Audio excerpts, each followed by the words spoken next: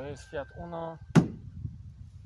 Wojciech mówił, że to dla unofili. To jest klapel 4.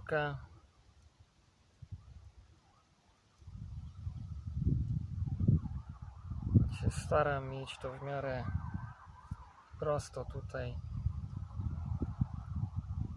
Bardzo krótki ten ruch jest, ale na przykład nie robię tak, takim wygiętym. No tak też można, ale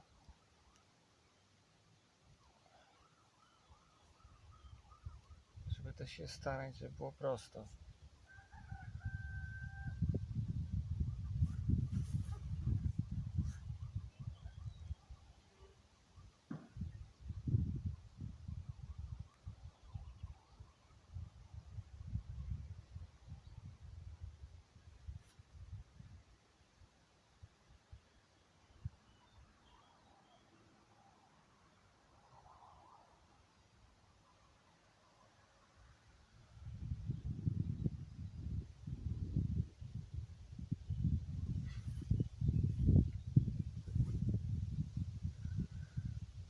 No i tam pierwsze 15 minut, 3,5 godziny to czymś naprawdę lekkim dla nas, bo to mięśnie muszą się rozgrzać.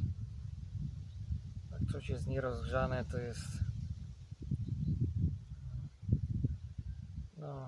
bolesne, twarde, nie ma siły i ryzyko, że sobie coś naciągniemy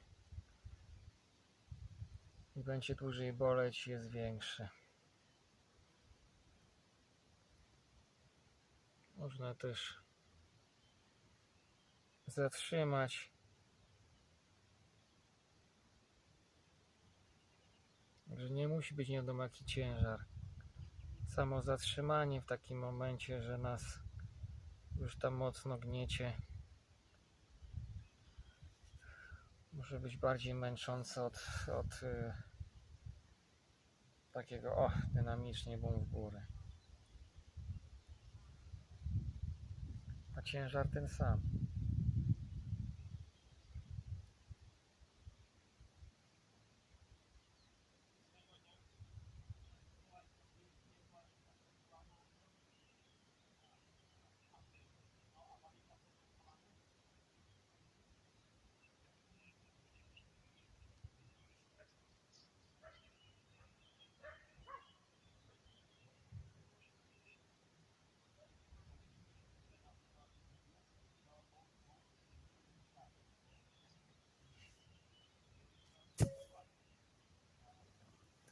Tu jest 6.